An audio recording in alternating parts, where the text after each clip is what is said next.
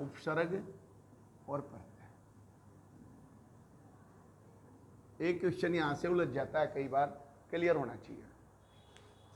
3-4 chapter करने की कोशिश करेंगे, थोड़ा जल्दी जल्दी कैच करने की बात है। और जो भी चीज़ आपको आ जाए बस उसके नोट से बना लो भाई, कंसेप्ट क्या है। पूरी डिटेल में तो आपको एक बार पढ़ना पड़ेगा, लेकिन आज उपसर्ग और आप प्रत्यय पढ़ोगे तो आपने पता लग जाएगा। 50 पढ़ दो, बात खत्म, बस इतना ही पढ़ना। उपसर्ग और प्रत्यय क्या होते हैं? उपसर्ग, पहले उपसर्ग की बात करें तो क्या होता है? डेफिनेशन ये कहती है जो किसी भी शब्द के, कोई भी शब्द होगा उसके आगे लगेंगे, किसी भी शब्द के आगे लगेगा भाई उपसर्ग। शब्द के आगे लगकर उसका अर्थ बदल देंगे। डेफिनेशन तो ये कहती है उसका अर्थ चेंज कर देंगे, बदल देंगे। वो सारे के सारे उपसर्ग होते हैं। कहने का मतलब कोई भी शब्द होगा उसके आगे लगेगा ये उपसर्ग। हमेशा सीधा कंसेप्ट है, उपसर्ग किसी भी शब्द के आगे लगता है और प्रत्यय किसी भी शब्द के पीछे लगेगा। बस हम ये कहेंगे ये शब्द के पीछे लगेगा। पे तो पीछे ऐसे भी याद कर सकते हैं, बस उपसर्ग आगे। क्लियर हो गया? बस इतनी ही बात याद रखनी है। 5-10 करते हैं, आपको क्लियर हो जाएगा। मान लो बेटा मैंने उपसर्ग में ये लिखा कि भाई बेईमान, ये लिख दिया बेटा, बेईमान लिख दिया। अब वो ये कहेगा भाई इसमें उपसर्ग क्या है ना? क्या पूछेगा? उपसर्ग क्या है? या कई बार यूं लिखेगा भाई ईमान के आगे कौन सा उपसर्ग सही तरह से प्रयुक्त हो सकता है? तो आप कहोगे 4 ऑप्शन देगा, अनु, आ, बे, तो आप कहोगे बे आएगा, बेईमान। तो आप कहोगे कि भाई इसमें कौन सा उपसर्ग है? बे उपसर्ग है, बे, बे। अब कैसे पहचानोगे भाई बे ही है इसमें, बे ही क्यों नहीं है या बे क्यों नहीं है? जो भी उपसर्ग आप में इसमें बाहर निकालो, छोटे से छोटा अक्षर निकालने की कोशिश करनी है। आपने जब यू बाहर निकाला तो जो चीज बचगी ना, जो बचगी वह मीनिंगफुल होनी चाहिए। क्या होनी चाहिए? मीनिंगफुल। ऐसे नहीं कि भाई कुछ हो निकाल दिया। अब बे ऐसे निकाल दूंगा तो ईमान एक अक्षर बढ़िया बन गया। अगर मैं बे ही निकाल दूं, बे ही, तब भी मान, मान वर्ड होता है मान। लेकिन आपने छोटे से छोटा निकालना है तो बे ही नहीं है, इसमें उपसर्ग क्या है? बे है। बात समझ में आई? और लिखते हैं, मान लो मैंने ये लिखा अत्यधिक, ये लिख दिया भाई अत्यधिक। सबसे पहले उसका टुकड़ा करने की कोशिश करनी है उपसर्ग में, अरे भाई इसका क्या टुकड़ा बन सकता है? क्या आप ये कह सकते हो ए प्लस तयधिक? तो कोई वर्ड ही नहीं होता। तो इसका अगर मैं टुकड़ा करता हूं, अत्यधिक किससे बना है? अति प्लस अधिक, इसका मतलब होता है अत्यधिक। समझो, ये जब संधि पढ़ते हैं तो हमें आइडिया होता है इन चीजों का। अति प्लस अधिक से बनता है अत्यधिक। जैसे अत्यंत जो होता है, अत्यंत, ये किससे बनता है? अति प्लस अंत, अति प्लस अंत, अति प्लस अंत। तो बेटा अब आप कहोगे भाई इसमें उपसर्ग क्या है? फिर इसमें उपसर्ग क्या हुआ? अति, अति बनेगा। ना तो ए है ना अत्य है। मान लो आपने अत्य निकाल दिया तो आगे बन गया धिक। तो कोई ऐसा वर्ड नहीं है जो ज्यादा मीनिंगफुल है। बाकी हो भी मीनिंगफुल जब भी अत्य नहीं निकलेगा, क्योंकि इसका जो संधि विच्छेद होता है वो क्या होता है? अति प्लस अधिक से अत्यधिक बनता है। जैसे मैं एक और लिखता हूं, ये भी बड़ा इंपॉर्टेंट होता है, प्रत्येक। बोलना एक बार, क्या टुकड़ा होता है इसका? प्रत्येक का मतलब होता है बेटा प्रति प्लस एक। तो इसमें उपसर्ग क्या हुआ भाई? प्रति आपका उपसर्ग हुआ। क्या पहचानना आया भाई? और देखते हैं, आप बताते चलेंगे, मैं अक्षर लिखता हूं 5। आजन्म क्या है? बोलो बोलो भाई, बोलते चलो। तो आप कहोगे इसमें क्या है? आ उपसर्ग है। मैं लिख सकता हूं बेशरम, क्या आएगा भाई? तो आप कहोगे इसमें उपसर्ग क्या है? बे है। मैं लिखता हूं यथाशक्ति, मैंने यथाशक्ति लिखा, तो था शक्ति तो कोई वर्ड है नहीं, और अलग अलग भी देखता हूं तो यथा प्लस शक्ति। तो आप क्या कहोगे? उसमें उपसर्ग क्या है? यथाशक्ति। मैं लिखता हूं भाई सब इंस्पेक्टर, कई बार आया है ये, अवल एड कांस्टेबल आ जाता है, अब आप कहोगे इसमें क्या है भाई उपसर्ग, तो आप कहोगे इसमें क्या है उपसर्ग, शब उपसर्ग है। बात समझ आई या नहीं आई भाई? उपसर्ग कहां लगता है भाई? किसी भी शब्द के आगे लगता है और ऐसा अक्षर छोटे से छोटा जो दूसरे अक्षर को मीनिंगफुल रहने देता है, दैट इज द उपसर्ग। क्लियर हुआ भाई? बोलो बेटा। अब मैं 2-4 लिखता हूं, आप उपसर्ग बताएंगे इसमें क्या आएगा। शाबाश। 5 लिखता हूं किताब से देख के, आप बस बताएंगे। वेरी गुड, सही होना चाहिए भाई। मैंने लिखा अभाव, नंबर 1 ये लिखा अभाव। मैंने लिखा परिकल्पना। तीसरा मैंने लिखा निरादर।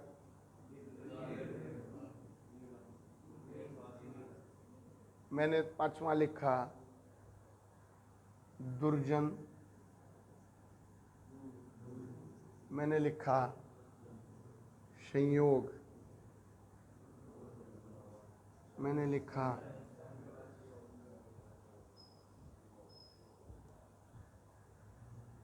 विनाश। मैंने लिखा,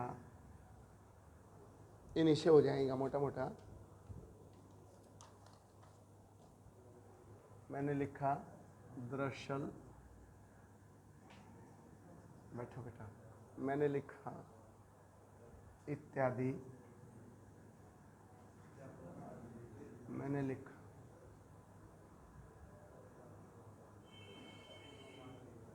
पर्यावरण। और मैंने लिखा अपराधी। ध्यान से करेंगे भाई। अब 10 क्वेश्चन मैंने लिखे और आपको ये बताना है इनमें उपसर्ग क्या है, क्योंकि उपसर्ग ये कहता है शब्द के आगे लगा मिलेगा। तो मैं यहां से स्टार्ट करते हैं। अब आओ में क्या है भाई? आप कहोगे ए प्लस भाव, तो ए उपसर्ग हुआ, तो आपका ए आंसर आएगा बेटा। आपने देखा परिकल्पना, थोड़े भाई पर भी है, हो सकता है कि नहीं, नहीं ई कल्पना कोई वर्ड नहीं होता। परी प्लस कल्पना, तो आपका उपसर्ग क्या आएगा? प्री आएगा। अगले में बोले नी या निर? बोलो भाई। अगर मैं नी तोड़ देता हूं तो रादर तो कोई वर्ड हुआ ही नहीं, तो आप इसका मतलब होता बेटा नी रे भी आधा, निर ऐसे हलंत लगेगा आधा।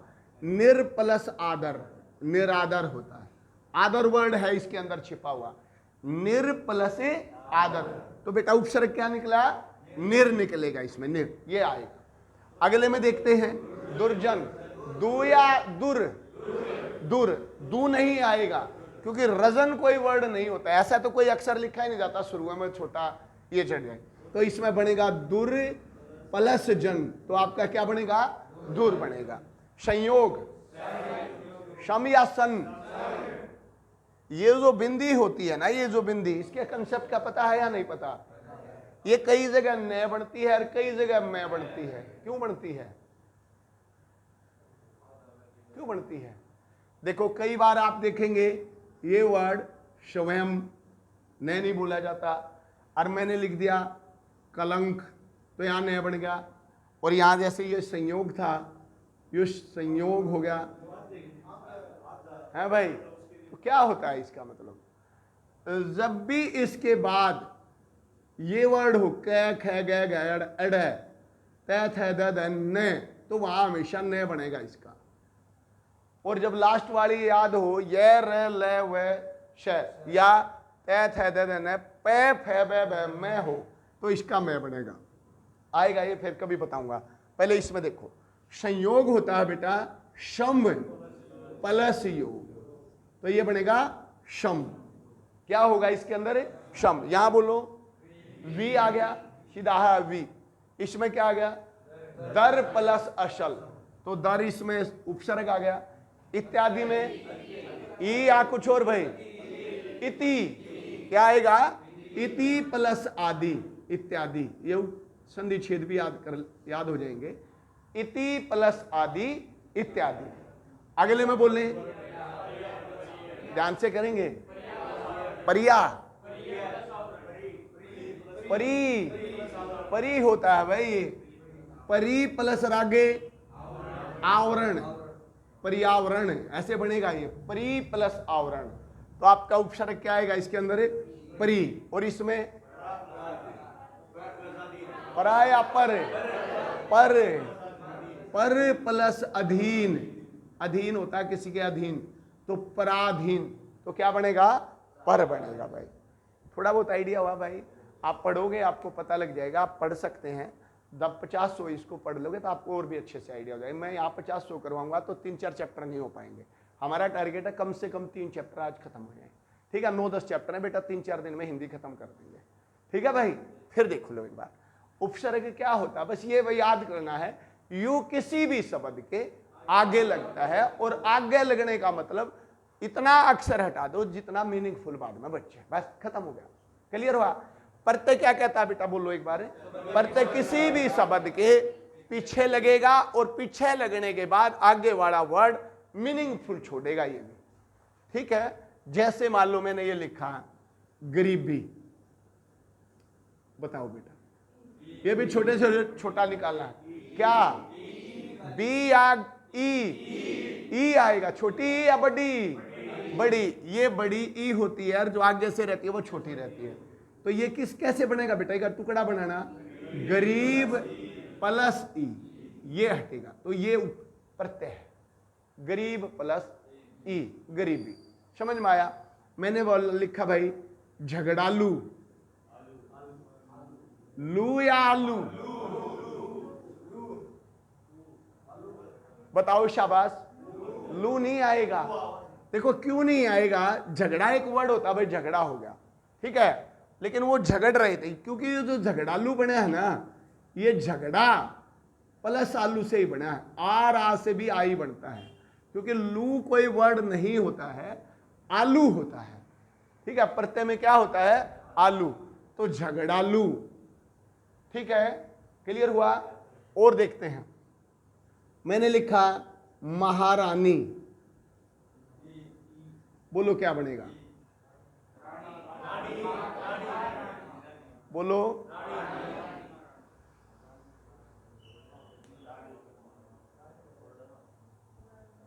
रानी बनेगा भाई, या आनी बनेगा? एक और लिखता हूं, नौकरानी, बोलो भाई। इसमें आनी बनेगा, नौकर प्लस आनी, तो इसमें क्या बनेगा? आनी।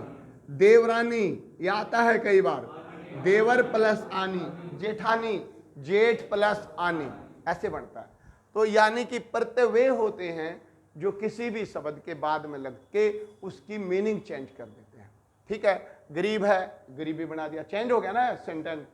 झगड़ालू, तो झगड़ा प्लस आलू, झगड़ालू और झगड़े में फर्क हो गया। नौकरानी और नौकर में डिफरेंस हो गया। समझ में आया भाई? अब मैं ये भी लिखता हूं 5, आप बताएंगे शाबाश। 5-7 लिखता हूं। नंबर 1 लिख लो भाई, थोड़ा लिख लो ना, एक कंसेप्ट हो जाएगा ये। नंबर 1, अब देखना तुम 10-15 कंसेप्ट एक ही जगह तार लो, रिवाइज कर जाना फिर लास्ट में। चमकीला, नंबर 1 लिखा चमकीला। फिर लिखा मैंने भुलक्कड़, फिर मैंने लिखा भुलक्कड़ के बाद शिक्षित,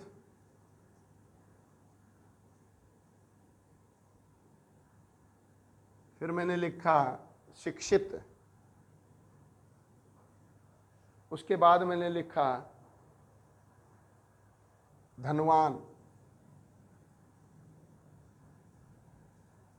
फिर मैंने लिखा एक और दैनिक, और लिखता हूं दैनिक। 10 लिखो तुम भी, खत्म हो जाएगा ये चैप्टर बस।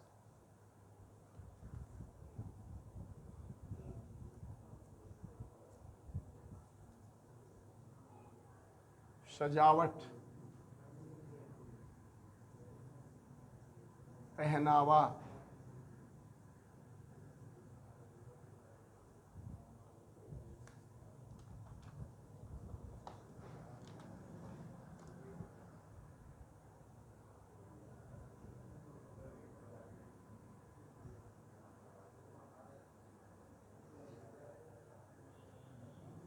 मिलावट,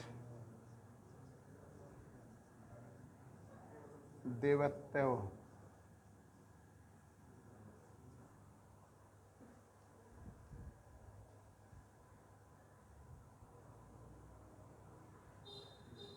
सामाजिक। लिखो भाई ये 10। एक और लिखते हैं, कई बार आया है ये, अपनापन,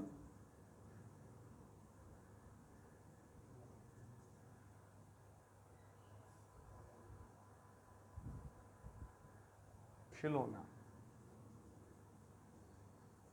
देखो बेटा क्लियर हो जाएगा एक चैप्टर आपका, शाबाश। प्रत्यय वे होते हैं जो किसी शब्द के पीछे लिखते हैं। आप लिखना चाहे तो अलग अलग भी लिख सकते हैं इसको, पहली बार एक बार और रिवाइज करवाऊंगा पेपर के पास, फिर आपके एक दिन में हिंदी हो जाएगी, 2 दिन में मैक्सिमम। आप 3-4 दिन लग सकते हैं, फिर पक्का हो जाएगी 1-2 दिन में। टाइप पेपर से पहले एक बार और रिवाइज करवा दूंगा, लेकिन एक बार आप इसको लिखते चल पड़े। शाबाश। बताओ भाई क्या होगा, जो जी हम लिखने, बताओ क्या होगा। चमक प्लस ईला, तो आप ये लिख लो बस, ईला, ईला बनेगा भाई, बड़े ई की मात्रा तो ईला है। चमक प्लस ईला, ये आपका प्रत्यय। अगले में बोलो, भूल प्लस, ये कक्कड़ नहीं, ऐ तो होता ही होता है, तो अक्कड़, अक्कड़, भुलक्कड़, भूल प्लस अक्कड़, भुलक्कड़।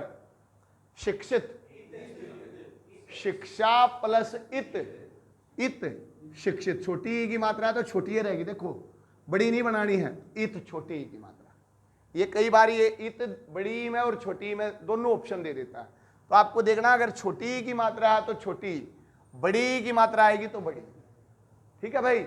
शिक्षित, धनवान, धनवय नहीं होता, धनवय नहीं होता, तो क्या पूरा का पूरा टूटेगा, क्या बनेगा बोलो, धन प्लस वान, धनवान। ठीक है भाई। दैनिक, क्या टुकड़ा होगा पहले ये बताओ, एक आध टुकड़ा बनाओ कोई भी बच्चा। दिन, दैन नहीं होगा, दिन प्लस एक, दैनिक। ठीक है, तो क्या बनेगा, एक बनेगा भाई, एक इसमें प्रत्यय है। यहां आते हैं सजावट। कई बार यूं सोचते हैं सजा भी तो एक वर्ड है, सजा प्लस वट है ना, लेकिन वो सजा तो पनिशमेंट हुई, सजावट का मतलब सजना से मतलब है, सजना। तो सज प्लस आवट, तो क्या बनेगा, आवट, सजावट, सज प्लस आवट। बल्कि पूरा लिख लोगे तो और बढ़िया रहोगे, सज प्लस आवट, सजावट। तो थोड़ा जब पढ़ोगे ना नेक्स्ट टाइम तो आपको पता लगेगा।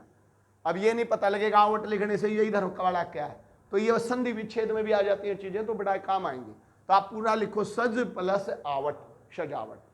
आगे चलो, पहनावा, आवा, पहन प्लस आवा, पहन प्लस आवा, पहनावा।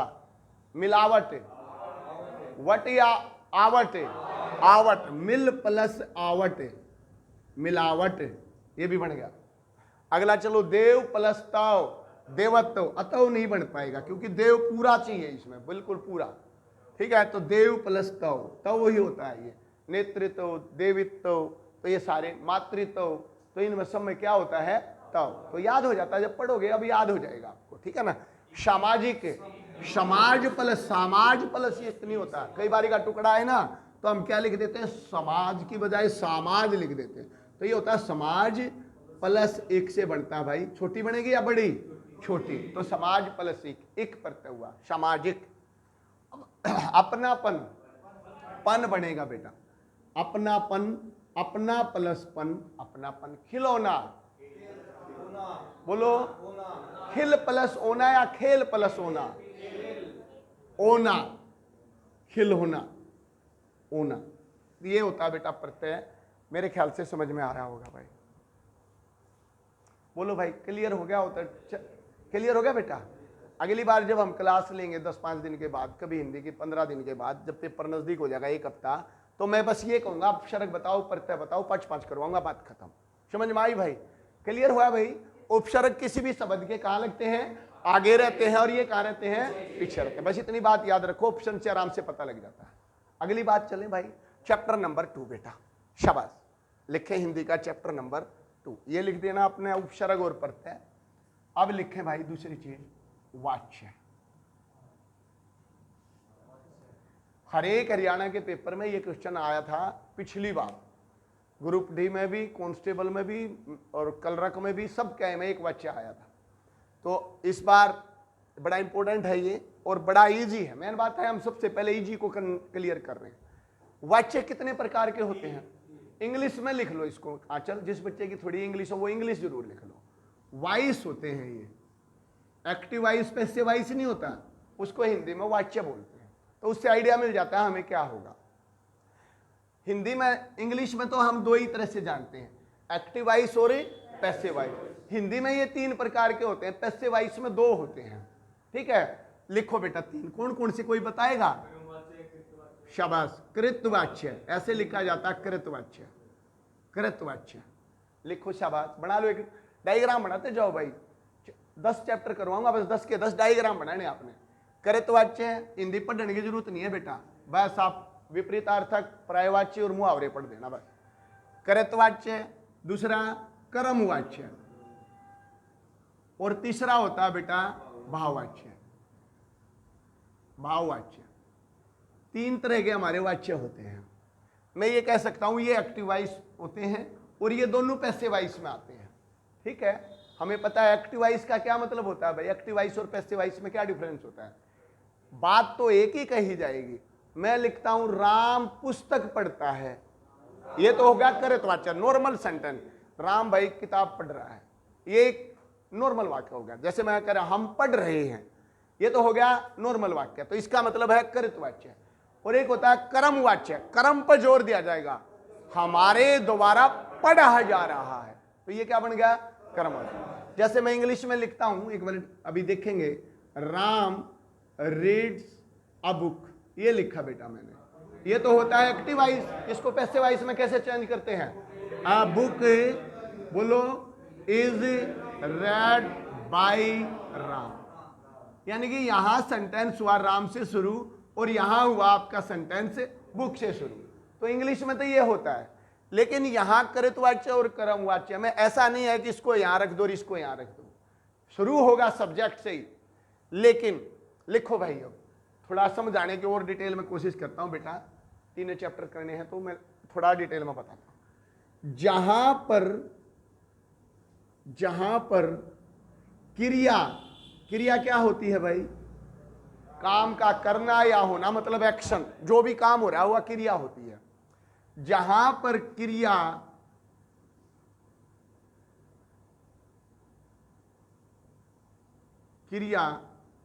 कर्ता के अनुसार हो, बिल्कुल अपनी लैंग्वेज में लिखवा जाता हूं, डेफिनेशन तक कुछ और कहती है। जहां पर क्रिया अकॉर्डिंग टू कर्ता हो, सब्जेक्ट हो, वो कृतवाच्य होते हैं बेटा, कृतवाच्य। जैसे राम, यही लिख लेते हैं, पुस्तक पढ़ता है। पहले ये समझेंगे, अभी एक बार पहले समझो बेटा इसको। राम पुस्तक पढ़ता है, राम क्या है भाई? मैं करता है कि कर्म है? करता, काम करने वाला करता होता है, सब्जेक्ट होता है, तो ये करता हुआ। पुस्तक क्या है? ऑब्जेक्ट है, कर्म है। ये लिखो यहां पे पहले, ये करता है भाई, और जो काम किया जा रहा है ना वो होता है कर्म। और पढ़ना क्या है? क्रिया है। क्या है? क्रिया। एक्शन तो ये हो रहा ना, पढ़ रहा है, तो ये क्रिया है। तो पहले हमें ये पता होना चाहिए कौन सा कर्ता होता है, कौन सा कर्म, कौन सा क्रिया। राम कर्ता, पुस्तक कर्म, और पढ़ना क्या है? क्रिया। अब देखो, राम पुस्तक पढ़ता है, या जो क्रिया है या अकॉर्डिंग टू राम चल रही है, पढ़ता है। सीता पुस्तक पढ़ती है, तो इनके अनुसार चल रही है ना। तो जहां क्रिया अकॉर्डिंग टू सब्जेक्ट चले, करता चले, वो कृतवाच्य होते हैं। जैसे पिछली बार ये आया था एक, गायें घास चरती है, या जो चरना है किसके अकॉर्डिंग चल रहा है भाई? कर्ता के, तो ये क्या होता है? कृतवाच्य होता है। अब देशी भाषा में समझें, जो नॉर्मल सेंटेंस होते हैं ना भाई, नॉर्मल, हम पढ़ते हैं, हम फुटबॉल खेलते हैं, गायें घास चरती है, वे स्कूल जा रहे हैं, हम खेलने जाएंगे, मतलब जो चीज नॉर्मल बोलते हैं हम, वो सारी की सारी कौन सी होती हैं? कृतवाच्य। अब आप इसी चीज को समझना बेटा, डेफिनेशन समझे, जहां पर क्रिया कर्म के अनुसार चले, डेफिनेशन लिख लो बेटा, जहां क्रिया, भाई कतिनु दिमाग में बैठ जाना चाहिए बेटा, एक के लेक्चर पे, कर्म के अनुसार चले, बिल्कुल जो सीनियर बच्चे थे उनसे निखर के आने चाहिए आप लोग, जहां क्रिया कर्म के अनुसार चले अंकुर। अभी ये कुछ नहीं है, बस आपने समझना है, कोई इतनी बड़ी बात नहीं। देखो मैं इसी चीज को लिखता हूं इसके कर्मवाच्य में। अब पहले ये लिखो कि कर्मवाच्य से क्वेश्चन या तो कृतवाच्य में बदलना आएगा, या कृतवाच्य का सेंटेंस होगा, कहेगा भाई इसको कर्मवाच्य में बदलो या भाववाच्य में बदलो, ये आएगा क्वेश्चन पेपर में। क्या आएगा? एक कृतवाच्य के सेंटेंस को किस में बदल दो? कर्मवाच्य में। इसने मैं कैसे लिखूंगा? यानी कि एक्टिव वॉइस को पैसिव वॉइस में बदलो, या कई बार पैसिव वॉइस दिया होगा, ये वाला दिया होगा, इसको कहेगा इसमें बदलो, ये क्वेश्चन आएगा बस। अब यू कहता राम पुस्तक पढ़ता है को कर्मवाच्य में बदलो, तो आप क्या कहोगे? राम के द्वारा पुस्तक पढ़ती जाती है। यानी कि यहां लिख दो बेटा इंपॉर्टेंट पॉइंट, या तो के द्वारा या द्वारा या से। जनरली हिंदी में के द्वारा नहीं लिखते, क्या लिखते हैं? से। राम से पुस्तक पढ़ी जाती है, ऐसे लिखा मिलेगा। अब इसको इसी को तोड़ेंगे बेटा, लिखो यहां राम से पुस्तक, लिख ले भाई दीपक, पढ़ी जाती है, ये लिख दिया बेटे मैंने। अब एक बार ध्यान से समझना इसको आंचल, देखो कोमल ध्यान से देखो बेटा। अब मैंने क्या किया? राम पुस्तक पढ़ता है को क्रमवाच्य में कैसे बदला? राम से पुस्तक पढ़ी जाती है। अब आप देखो क्रिया, देखो क्या आ गई? पढ़ी जाती है। राम के अकॉर्डिंग तो नहीं आई ना, अब किसके अनुसार आई? पुस्तक पढ़ी जाती है, अकॉर्डिंग टू ऑब्जेक्ट मेरी क्रिया स्टार्ट हो गई चलना। अगला देखते हैं, गाय से घास चरी जाती है, चरी जाती है, अकॉर्डिंग टू किसके चल रही है? घास के अकॉर्डिंग चल रही है क्रिया। तो जब क्रिया सब्जेक्ट के अनुसार चलेगी तो कृतवाच्य है, जब ऑब्जेक्ट यानी कि कर्म के अनुसार चलेगी तो कर्मवाच्य। ये तो डेफिनेशन कहती है, आपको ये याद भी नहीं रखना, आपको तो इसका यू बदलना आना चाहिए। और यू बदलने के लिए क्या लाना है बेटा? केवल से लाना है। क्या लगाना है? से। अब ऑप्शन में छाटना, अपने आप भी नहीं लगाना, ऑप्शन में छाटना, या तो से पाएगा या दोबारा पाएगा। राम द्वारा पुस्तक पढ़ी जाती है, राम से पुस्तक पढ़ी जाती है, ऐसे पाएगा। छाट दोगे भाई? बोलो बेटा, कोई भी कृतवाच्य और कर्मवाच्य होगा। मान लो ये दे दिया, गाय से घास चरी जाती है, कन्वर्ट इनटू द कृतवाच्य, कृतवाच्य में बदले तो आप कहोगे गाय घास चरती है। कर दोगे भाई? बोलो या नहीं? श्योर है? कभी भी अब देखो क्या ऑप्शन देगा, असल में तो वो सेकेर द्वारा का एक ऑप्शन दे देता है, कई बार दो दे देगा। ऐसे लिख देगा, राम से पुस्तक पढ़ी जाती थी, राम से पुस्तक पढ़ी जाती होगी। इसका मतलब वो दोनों गलत हैं, क्योंकि अगर ये पुस्तक पढ़ता है तो ये भी पढ़ी जाती है होगी। राम पुस्तक पढ़ता था तो राम से पुस्तक पढ़ी जाती थी, मतलब उसके टेंस में कोई इफेक्ट नहीं पड़ेगा। ये प्रेजेंट की बात कर रहा है तो ये भी प्रेजेंट की बात करेगा, पास्ट की बात करेगा तो पास्ट की बात करेगा, फ्यूचर की बात करेगा तो फ्यूचर की बात। एक आधा ऑप्शन ऐसे चेंज होता है। बात समझ में आई? There is no change in the tense form. ये एक्टिव वॉइस पैसिव वॉइस भी यही कहता है इंग्लिश का, और हिंदी का वाच्य भी यही कहता है भाई, केवल बोलने का तरीका बदलेगा, मीनिंग एक ही रहेगी। अगर मैंने ये कह दी राम से पुस्तक पढ़ी जाती थी तो मीनिंग चेंज होगी, वो पुरानी बात कर रहा है, की कर रहा है, सेम बात रहेगी। अब मैं लिखूं, बदल दोगे भाई? श्योर हो? अब एक बार पहले भाववाच्य और समझ लेते हैं।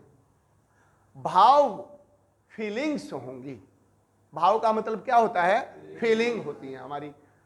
इसमें जहां पर लिखो कर्म गायब हो, कर्म है ही नहीं, जहां पर कर्म ना हो, डायरेक्ट कर्ता और डायरेक्ट फीलिंग। ठीक है, एक सेंटेंस से समझते हैं। मैंने लिखा बेटा, राम पढ़ता है, क्रिया और सब्जेक्ट होगा, कर्म गायब है। अब राम के बारे में ये नहीं पता, ये पुस्तक पढ़ता है, अखबार पढ़ता है, मैगजीन पढ़ता है, नॉवल पढ़ता है, लेकिन ये आया भाई पढ़ता है, कर्म तो गायब है ना, क्या कर्म है? तो जहां कर्म होगा नहीं होगा वहां कौन सा सेंटेंस बनेगा भाई? भाववाचक का वाक्य होगा। अब आपको ज्यादा कई बार ऐसा आता है, ये बताइए ये कौन सा वाच्य है? कर्तवाच्य है, कर्मवाच्य है, भाववाच्य। अगर कर्म नहीं है तो क्या आंसर लगाओगे? भाववाच्य। इसको भी आप भाववाच्य में, तो राम पढ़ता है तो ये कर्मवाच्य है, ये तो क्या है? कर्तवाच्य है। लेकिन इसको मैं भाववाच्य में बदलूंगा तो ये बदला जाएगा ऐसे ही। कैसे? राम से पढ़ा जाता है। क्या पढ़ा जाता है इसके बारे में कोई नॉलेज नहीं है। राम पढ़ता है तो कृतवाच्य हुआ, राम से पढ़ा जाता है तो क्या हुआ? भाववाच्य हुआ, क्योंकि इसमें क्या गायब है? कर्म गायब है। बदल दोगे? बदले जाएंगे दोनों चीजें से और के द्वारा ही। क्लियर हो गया? जनरली ये नहीं वाला आता है, मुझसे चला नहीं जाता, चला नहीं जाता, मुझसे खाया नहीं जाता। क्या नहीं खाया जाता पता नहीं है। क्लियर हुआ भाई? तो ये होते हैं हमारे बेटा भाववाच्य।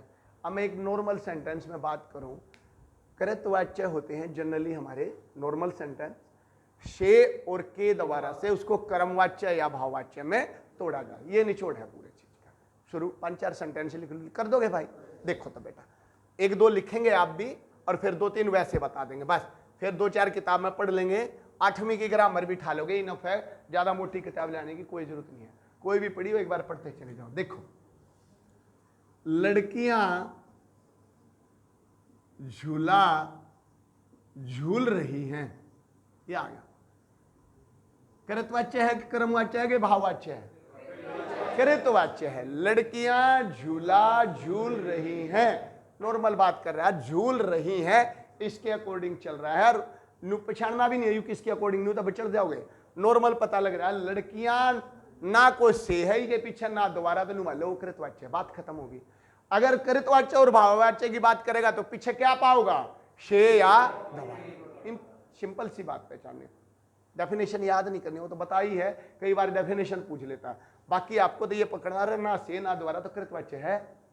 अब इसको बेटा कृतवाच्य से कर्मवाच्य में बदलना।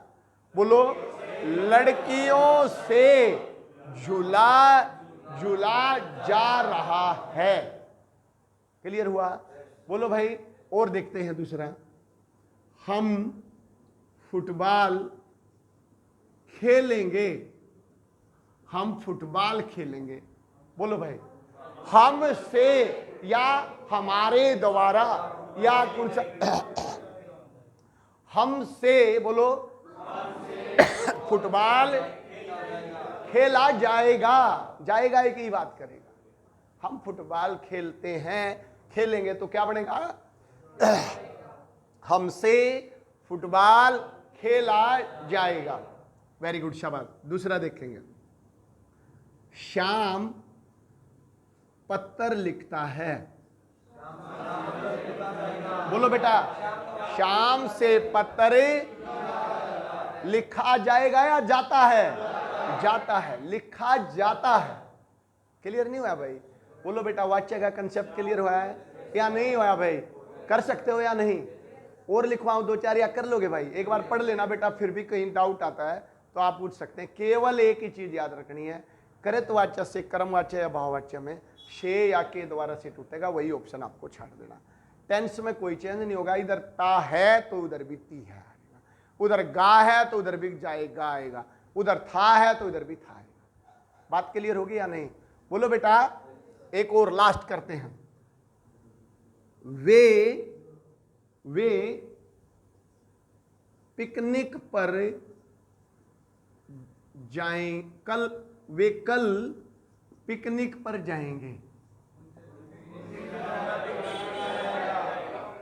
उनसे कल पिकनिक पर जाया जाएगा। बस ऐसे ही तो करना है यार। बोलो भाई, आगे चलें बेटा। क्लियर हुआ भाई? बोलो शाबाश।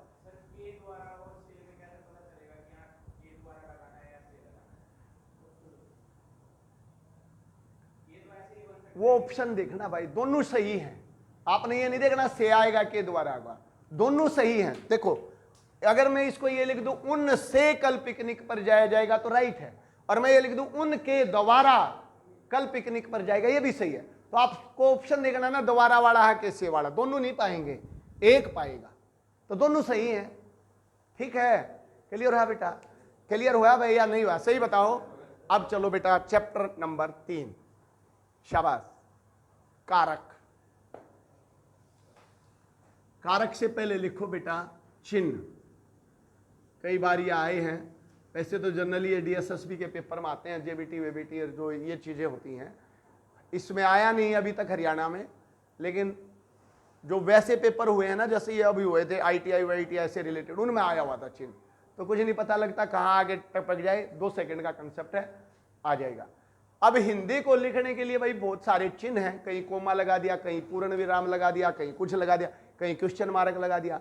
बस इनका नाम बताना, जितने भी हिंदी में चिन्ह है उनका नाम क्या है। ठीक है, अब हमें कई चीजों का तो पता, बहुत सारे का पता नहीं है ना, तो मुझे चिन्ह का पता होना चाहिए किस चीज का चिन्ह है। आप लिखो 10-12 हैं, सारे क्लियर हो जाएंगे। बहुत सारे का आपको पता है, लिखते चलो बेटा, अभी याद करवा दूंगा। ये जब हम लिखते हुए है स्कूल जाता है और ये नहीं लगा देते, ये इसका क्या मतलब होता है भाई? पूर्ण विराम। लिख लेना भाई, एक एक बच्चा लिखेगा हेमंत इसको। ये आईटीआई वाईटीआई के पेपर में आया हुआ था, अभी हुए थे जो, पूर्ण विराम। इसका मतलब है बेटा पूरा विराम करो। यहाँ पे पूर्ण विराम का मतलब है जब यू सेंटेंस पढ़ रहे हो और ये आ गया तो वहां थोड़ा रुकना है। ऐसे नहीं भाई रेल बना दी, वहां रुकेंगे आप। पूर्ण विराम। एक होता है बेटा, ये लिखें अर्ध विराम।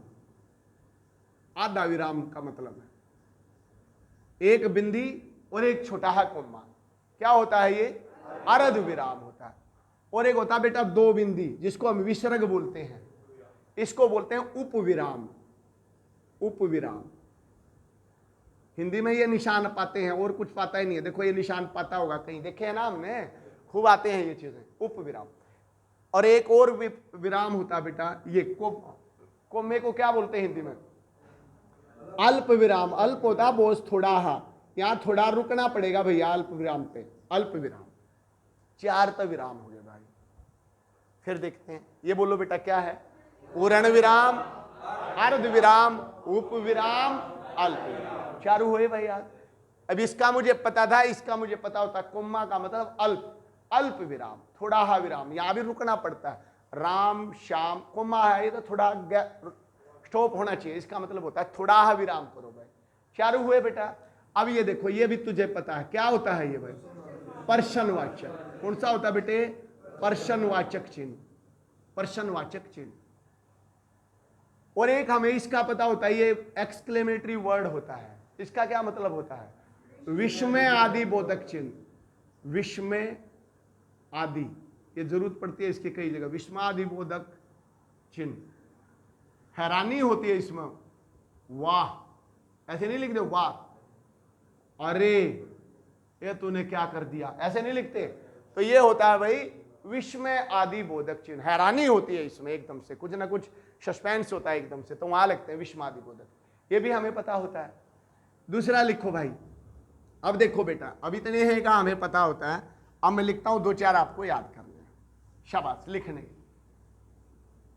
इन्वर्टेड कोमे भी देखे होंगे भाई, इन्वर्टेड कोमे या नहीं?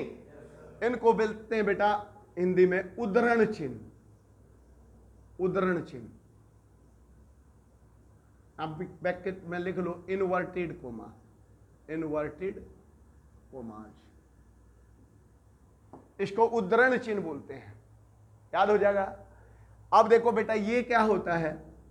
ये छोटा हा राम श्याम, जैसे ये नहीं लिखते राम सीता, हाइफन बोलते हैं जिसको, इसको क्या बोलते हैं हिंदी में? योजक। जोड़ता है ये राम और सीता को, राम और सीता, योजक चिन्ह। योजक चिन्ह, ये है योजक चिन्ह। ठीक है, योजक चिन्ह। और अगर मैं इसको थोड़ा बड़ा बना देता हूं, ऐसे बड़ा, तो ये होता है निर्देशन चिन्ह। निर्देश, कई बार यू देखा ऐसे भी पा जाता है, ऐसे आरोहा, निर्देश दिया गया भाई आप इधर जाइए, निर्देशन चिन्ह। और कई बार आप यूं भी देखा होगा, यूं लिख देते हैं हम, 2 बिंदी लगाकर एक डंडा, ऐसे नहीं लिखे थे 1857 की क्रांति के मुख्य कारण, और फिर यूं लगा देते थे ऐसे, या ना लगाया कभी ऐसे लगाते हैं, इसको बोलते हैं बेटा विवरण चिन्ह। विवरण देते हैं हम, इसकी डिटेल अब आगे लिखी हुई है, एक हेडिंग डाल के और हम विवरण देते हैं। ऐसे तो कोई मैंने इकट्ठा बना दिया, वैसे ये होता है, ये विवरण चिन्ह, ऐसे बनाओ विवरण चिन्ह। छोटा है तो योजक चिन्ह, निर्देशक चिन्ह या निर्देशन चिन्ह, और ये कौन सा, विवरण चिन्ह, ध्यान रहेगा भाई। और ये क्या होता है बेटा, और एक होता बहुत इंपॉर्टेंट भाई लाघव, ये लिखो लाघव चिन्ह। लाघव चिन्ह या इसको बोलते हैं हंसपद, हंसपद चिन्ह। क्या होता है ये हंसपद, कोई बात हटा दो, ये मेरे को शोरहा नहीं है। लाघव चिन्ह लिख लो, कहां लगता है भाई, ये यूं गोला है, वेरी गुड। देखो ये डॉक्टर ऐसे नहीं लगा देते, प्रोफेसर, ये ऐसे लगा देते हैं, काम खत्म करो। इसको बोला जाता है बेटा लाघव चिन्ह। कौन सा रे, याद हो जाएंगे ये, कोई अभी 1 मिनट में याद हो जाएंगे, तुम घबराओ मत। लिखो कौन सा है ये, लाघव चिन्ह, या और भाई लास्ट है बस, ये लिखा मिलता है, ये त्रुटि पूरक चिन्ह। मेरे को ये ध्यान नहीं, अंशपद ये होता है कि ये होता है, थोड़ा मैं वैसे ही पढ़ा रहा हूं आपको, एकदम से ध्यान आ गया। त्रुटि चिन्ह है ये। त्रुटि चिन्ह कैसे, मान लो मैंने ये लिखना था, राम पुस्तक पढ़ता है, आपने ये लिख दिया पढ़ता है, पुस्तक भूल गए, तो त्रुटि को सुधारने के लिए हम ऐसे लग जाते थे, यहां लिख दिया पुस्तक, तो ये जो चिन्ह लगाया जाता है ना त्रुटि को सुधारने के लिए, ऐसे लिखते नहीं, हमें बना देते हैं कुछ, हाँ भाई यू है, पर ये चिन्ह ऐसे होता है। इसका मतलब है त्रुटि पूरक चिन्ह, यहां लिख लो त्रुटि पूरक, यानी कि त्रुटि को सुधारने वाला चिन्ह होता है। भाई याद हुए चिन्ह कि ना हुए, बोलो बेटा, श्योर है? और भी कोई बचा? यही चिन्ह होते हैं जनरली, आपको इनके बारे में नॉलेज होनी चाहिए। ज्यादा इंपॉर्टेंट योजक होता है, उदाहरण होता है, लाघव, विवरण चिन्ह, ये अल्प विराम, पूर्ण विराम, प्रश्नवाचक, विस्मयोद्योतक। याद हुए? एक बार रिवाइज करते हैं, देन ये चैप्टर भी हमारा खत्म। बोलो बेटा एक बार, पूर्ण विराम, शकल देखो इनकी, बोलो मैं ना, शकल देखो ये कैसा है, आरध विराम, उप विराम,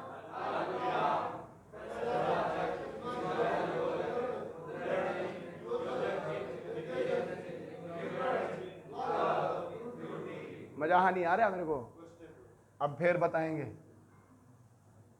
मजा नहीं आया।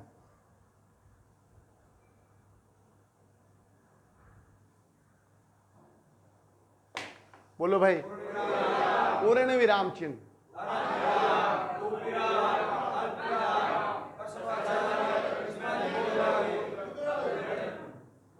ये कौन सा?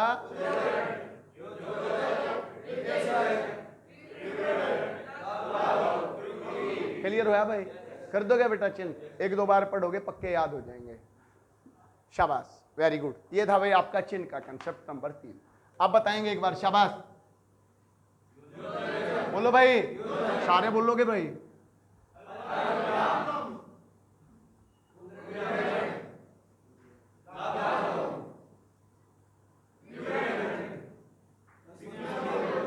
कौन सा?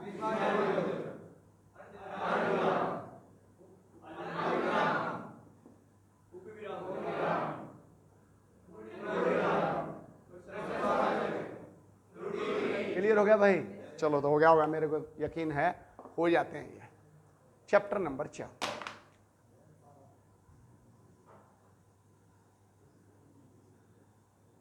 याद भी हो रहे हो, ऐसे ही कह रहे हो?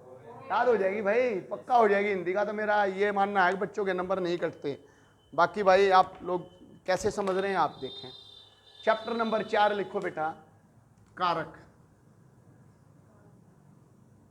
कारक इंग्लिश में केस बोलते हैं, बट आप हिंदी में ही रखो कारक। कितने प्रकार के होते हैं? लिखो बेटा, 8 प्रकार के होते हैं। कई बार आ जाए कारक कितने प्रकार के होते हैं, तो 8 प्रकार के होते हैं। बताएगा कोई? लिखें। शाबाश, वेरी गुड, लिखते चलो भाई। एक स्टोरी ही याद करनी है, बस याद करो, काम आएगी भाई। जिसका भी जीडी का पेपर है, नुमान लेना, हिंदी शुरू हो रही है। जीडी का भी तो पेपर किस ने भर रखा है, काम आएगी, 25 नंबर की है, घुमा दोगे पेपर ने। कर्ता ने, बोलो, कर्म को ये लिखेंगे, ऐसे लिखेंगे, कर्ता ने कर्म को, लिख भाई, बोलो, करण से, कर्ता ने कर्म को करण से संप्रदान, संप्रदान के लिए अपादान से अलग, लिखो, ये लिखो शाबाश, से और कोमा लगा के अलग लिखना, से अलग लिखो शाबाश, संबंध का के की अधिकरण में पर, में और पर, और लास्ट में होता है संबोधन, हे अरे, यानी कि विश्व आदि बोधक चिन्ह वाले वर्ड सारे। कैसे हो गया काम? ये 8 होते हैं भाई, 1 2 3 4 5 6 7 8, 8 हमारे कारक होते हैं। और क्वेश्चन क्या आता है, आपको जनरली एक सेंटेंस देगा और सेंटेंस में एक चीज को अंडरलाइन कर देगा और वो पूछेगा ये बताओ कौन सा कारक है। समझ में आया? अभी क्वेश्चन करेंगे, पहले एक बार रट लेते हैं चीजों को, रटना बहुत जरूरी है। शाबाश, बोल लेंगे भाई, इसका क्या मतलब है पहले ये बताओ। कर्ता ने, क्या मतलब है इसका? मतलब जब भी आए कर्ता की जगह कोई नाम पाएगा, राम ने, श्याम ने, मोहन ने, लड़कों ने, लड़कियों ने, तो वो जो ने आएगा ना, और जो इसका पहला है यू ने साथ में है, इसका मतलब वो कर्ता कारक को रिप्रेजेंट करता है, वहां पे कर्ता कारक यूज हुआ है। और जहां भी को आएगा किसी भी वस्तु के साथ, तो इसका मतलब कर्म के साथ को आया तो वो कौन सा कारक हुआ? कर्म। कर्म से आया तो कौन सा हुआ? और के लिए आया तो संप्रदान, और अपादान आया, से आया तो अपाद। लेकिन यहां तो सेकरण था, यहां अपादान हो गया। इसका मतलब क्या हुआ? इसका मतलब है यो तो से मतलब उस चीज को यूज करेगा।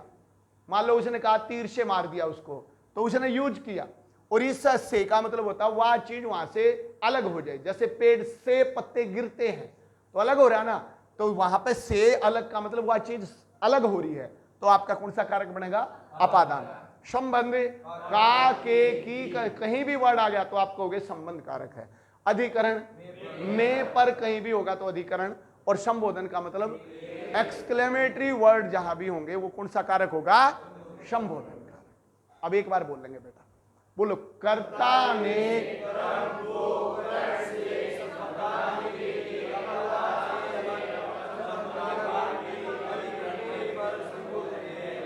क्लियर हुआ? श्योर हैं? Very good.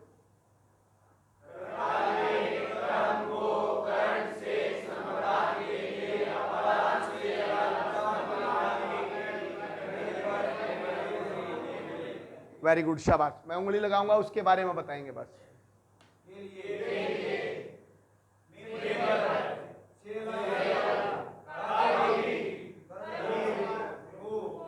ये को है और ये का के की है, को नहीं है यहाँ पे, का की।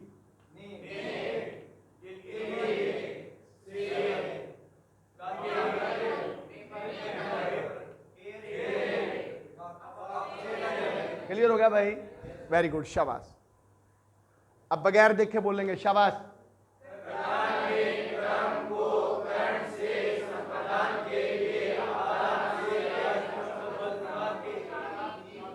गड़बड़ हो रही है। संबंध का के की अधिकरण में पर संबोधन है।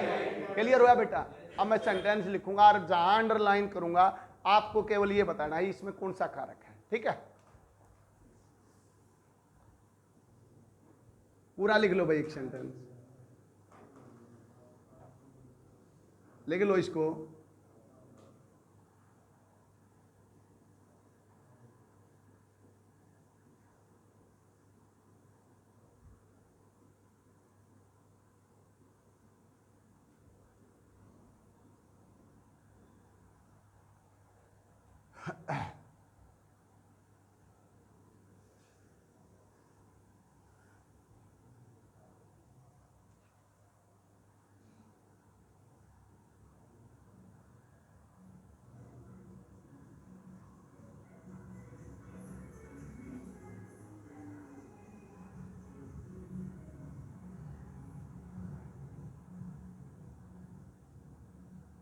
यहीं तक रखते हैं हमें।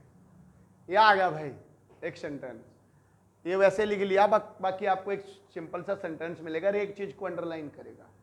अगर बेटा इस सेंटेंस में इसको अंडरलाइन कर रखा हो तो कौन सा कारक है? कौन सा कारक है? कर्ता कारक है। बस इतना लिखना, यू कर्ता कारक की बात हो रही है। और यहां कौन सा भाई? बोलो बेटा, कर्म कारक है। कर्म कारक है। बोलो भाई, संप्रदान के लिए तो संपादान कारक है। अपादान या अपादान या करण? करण भाई। अपादान, इसमें कौन सी चीज अलग हो रही है? बाण से तीर अलग हो गया। अगर मैं ये लिखता हूं बाण से तीर सही निशाने पे लगा, ठीक है, तो भी करण है, क्योंकि वो यूज हुई है चीज, उसमें वो चीज यूज करके उसने उसको मारा है, तो तीर से करण है। वन में अधिकरण, ऐसे आपको बनाना। और देखते हैं, वह छत से कूद गई। लिखो भाई, बहुत बार आता है। कौन सा कारक है? बोलो भाई, अपादान कारक है। छत से कूदगी तो छत अलग होगी, और कूदगी तो नीचे आ गई, उससे अलग होगी। पेड़ से पत्ते गिरते हैं, ये भी लिख लो एक बार, ये भी अपादान है। पेड़ से पत्ते गिरते हैं, अलग हो रहे हैं वो गिर के, पेड़ से पत्ते गिरते हैं, तो ये भी आपका अपादान है। ठीक है, अगला, वह राम का बाण है। यू भी पूछ लेता, कौन सा कारक है भाई? संबंध कारक है, क्योंकि राम का आया। भाई कारक मेरे ख्याल था तो क्लियर हो गया होगा। बोलो बेटा, सेंटेंस लिखो, देख के समझ में आ गया होगा। एक चीज समझ में आनी चाहिए बेटा कि भैया चीज यह है, आपको पढ़नी पड़ेगी। एक बार 10-20 सेंटेंस पढ़ोगे पक्का याद हो जाएंगे, कति 100%, मेरा अपना मानना है। क्लियर है? चलें भैया, चल एक और करवा देता हूं, अभी 5 मिनट और बच रही हैं। क्या चैप्टर हो गए? 4। एक और करते हैं, 5 हो जाएंगे। सबसे इंपॉर्टेंट क्वेश्चन करते हैं, जिनमें बच्चा ने बहुत दिक्कत होती थी पिछली बार, बात समझ नहीं पाए बच्चे। अभी आ जाएगा चैप्टर नंबर 5। जल्दी करो भाई। रस क्या होते हैं? रस, अरे मैं यूं नहीं पूछ रहा, कौन से क्या होते हैं, क्या मतलब होता है रस का? क्या होते हैं? चल रस, डेफिनेशन ऑफ रस। मान लो मूवी देखने गए, बैठे हैं भाई, सिनेमा स्टार्टिंग हो गया। कई बार ऐसा होता है कि भाई बहुत इमोशनल सीन चल रहा था, हमारी आंखों में आंसू आ जाते हैं। डरावना सीन चल रहा था, हम भी थोड़ा थोड़ा डर महसूस करने लगते हैं। और जोश से गा रहा तो हमारे अंदर जानू हीरो हम में है, ऐसी फीलिंग आती है ना। तो अकॉर्डिंग टू साहित्य हमारी फीलिंग्स चेंज होती हैं। बात समझ रहे हो बेटा? जैसा किताब पढ़ रहे हो, मान लो आप न्यूज़पेपर पढ़ रहे हो, जैसी जैसी न्यूज चल रही है ऐसा ही ऐसे आपके मूवमेंट चेंज हो रहे हैं। तो रस का मतलब होता है कि भाई साहित्य को इंटरेस्टिंग बनाने के लिए जैसी आपके अंदर फीलिंग्स आती हैं उसी को रस का नाम दिया गया है। कि भाई अगर हंसी में कई बार हम हंसने लग जाते हैं, कॉमेडी सीन चल रहा है तो वो क्या हुआ? इसका मतलब कॉमेडी रस चल रहा है उसके अंदर। अगर हम डर रहे हैं तो इसका मतलब कोई भय का रस चल रहा है। ठीक है, अगर हमारे अंदर कोई जोश आ रहा है तो इसका मतलब वीरता का कोई चल रहा है। तो इसी तरह से, और कोई सजना दगना मेकअप चल रहा है तो इसका मतलब श्रृंगार रस चल रहा है। तो रस को 11 हिस्सों में बांटा गया। रस कितने होते हैं भाई? 11 तरह के रस होते हैं बेटा, जल्दी लिखेंगे। सोमवीर सर ने क्लास खत्म कर दी है। नंबर 1, जितने पता है बोलते जाओ दड़ादड़। सबसे बड़ा इंटरेस्टिंग होता है श्रृंगार रस। और ये श्रृंगार आद्य बालका ने नहीं लिखना आता, ऐसे लिखा जाता है, लिख लेना। कई बार हम इसने न्यू बना बनू दे हैं कुछ हो, ये नहीं होता है एक डंडा। श्रृंगार, बस यू ऐसे, री की मात्रा होती है, रे नहीं होता इसमें, श्रृंगार होता है। ठीक है भाई, श्रृंगार रस। अब श्रृंगार रस और एक होता है बेटा भाव। किसी रस में कैसे भाव आएंगे ये याद होना चाहिए। कई बार क्वेश्चन भाव दे देगा, आपसे पूछेगा यू भाव बताओ कौन से रस का है। कई बार आपको रस देकर यूं कहेगा बताओ इसमें कैसा भाव आएगा, तो आपको दोनों चीजें आपस में याद करनी है। मैं अभी 5 मिनट में आपको याद करवाता हूं सारी। श्रृंगार रस होता है भाई सबसे पहले, और इसका जो भाव होता है बेटा वो होता है रति। रति का मतलब होता है हिंदी में सजना संवरना, तैयार होना। रति, रति का मतलब ये होता है जनरली। ठीक है भाई, श्रृंगार रस का भाव क्या हुआ? रति। वेरी गुड, शाबाश। अब जो इसकी जी है पहले वो लिखते हैं, जब नाम से ही पता लग जाता है। हास्य रस, हंसी मजाक चल रहा होगा भाई, तो इसका मतलब हाश। हाश होता है ये, हाश, हास्य कुछ भी आ जाए, हास या हास्य, इसका भाव भी ऐसा ही होगा। तीसरा होता है बेटा भयानक। भयानक शीन आ गया भाई, तो क्या होगा इसमें, कैसे भाव आएंगे? भय डर के आएंगे, भय डर, डर होगा इसमें आपके पास, भय। एक याद रखेंगे, सिद्ध हिंदी में इसको भय बोला जाएगा। ठीक है, चौथा लिखें विस्मय। विस्मय होता है हैरानी, उत्तरा बल्लाओ, ऐसे नहीं आता भाई पता नहीं कैसे हो गया, ऐसे विस्मय, हैरानी, अद्भुत, अद्भुत, अनोखा, हैरानी, विस्मय रस। अद्भुत रस होता है या विस्मय रस होता है? अद्भुत रस होता है। चलो कोई ऐसा याद कर लो यार, एक न्यून होगा तो यू न्यून है। मेरे ख्याल पर रस विस्मय होता है या अद्भुत होता है, एक इधर है एक इधर है। ठीक है, कोई बात नहीं, अभी विस्मय ही रख लो।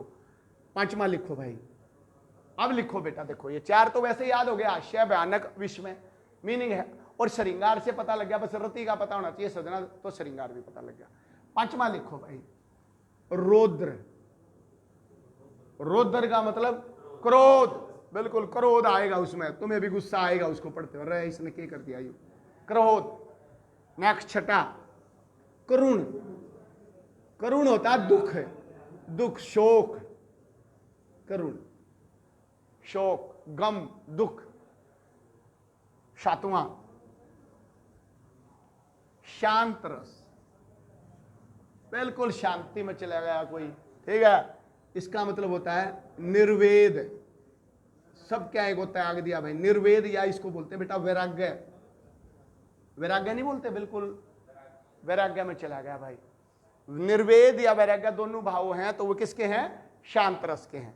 आठवां लिखो बेटा, शांत हो गया। एक होता है बेटा ये देखो, इसका नाम ही ऐसा, दोनों ये रस आपस में अलग होते हैं, विभत्स रस, जुगुप्सा, ये याद कर लेंगे, जुगुप्सा, इसको मिलते हैं घृणा, किसी चीज से घृणा होगी। विभत्स, जुगुप्सा, दोनों अलग से हैं, और कोई सा अलग नहीं है, यही अलग है, तो यही होता है। जुगुप भाव होता है विभत्स, मतलब इसका मतलब होता है किसी चीज से हेट करना, घृणा करना। नौवां वात्सल्य। वात्सल्य रस प्रेम, माँ बाप मम्मी बेटे का प्यार चल रहा है, या जो भी प्रेम भावना होती है उसको वात्सल्य रस बोलते हैं, स्नेह है वात्सल्य। एक होता है बेटा भक्ति रस। भक्ति रस का मतलब आरती वारती आ गई भाई में, गाना आ गया इस तरह का, माता शेरावाली का, तो भक्ति रस का मतलब रति तो होता है सजना स्वरना, देवरति, भगवान के लिए सबना सजरना, भगवान के उसमें खो जाना। देव माने भगवान, रति वही आ गया श्रृंगार वाला, तो देवरति होता है। ठीक है, और कौन सा बच गया? एक वीर रस। एंड द लास्ट लिखे वीर रस। खूब लड़ी मर्दानी हुआ है तो झांसी वाली रानी थी, अगर ये लाइन आ जाती है तो कौन सा रस है भाई इसमें? वीर रस। इसका मतलब उत्साह, जोश। 11 रस होते हैं भाई। कई बार यू डायरेक्ट पूछता है इस रस का भाव बताइए, कई बार 2 लाइन लिख देता, बताइए इसमें कौन सा रस है, तो आपने उसकी लाइन पढ़कर थोड़ा, सजने धजने की बात हो रही है तो श्रृंगार रस है, डर की बात हो रही है तो भयानक है, हंसने की हो रही है तो हास्य है, वीर की हो रही है तो वीर है, भगवान का जिक्र आ रहा है तो भक्ति रस है। तो कई बार हुए जो 2 ये नहीं होते हिंदी में, वो भी दे देता है, लेकिन वो जनरली डीएसएस भी उसमें देता है, आपके मतलब डायरेक्ट आएगा इसका भाव, इसका रस। क्लियर हुआ भाई?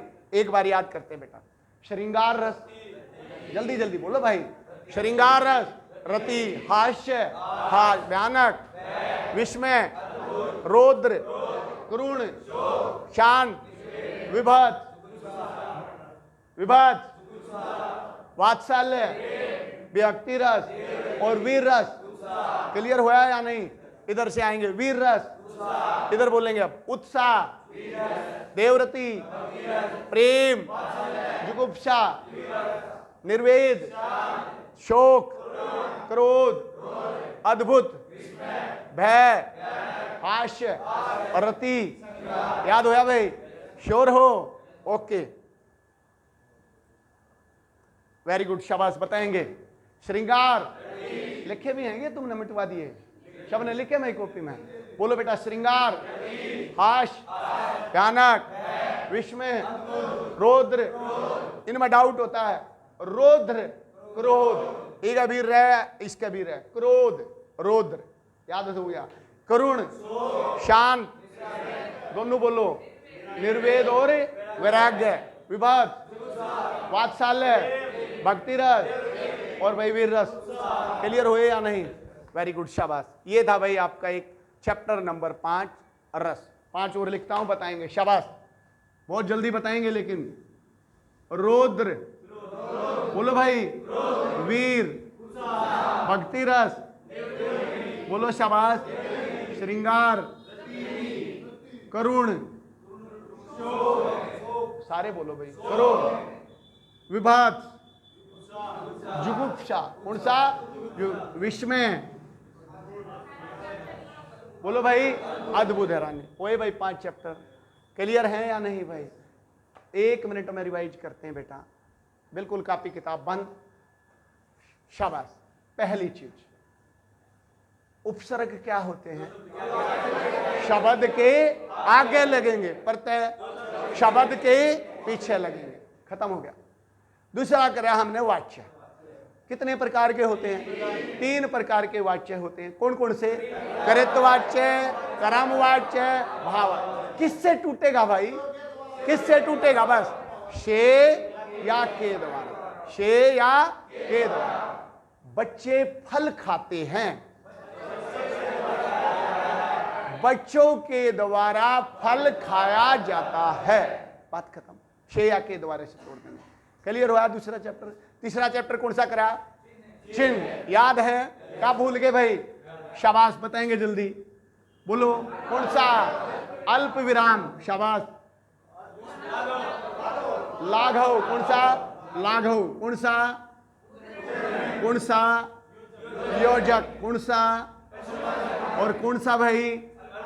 और कौन सा? और ये कौन सा? चिन्ह। क्लियर है? Very good. उसके बाद कौन सा करा भाई चैप्टर में? कारक। बोलेंगे एक बार शाबाश। कारक कितने होते हैं? बोलो एक बार शाबाश। कर्ता के लिए संबंध का के की अधिकरण में पर संबोधन है।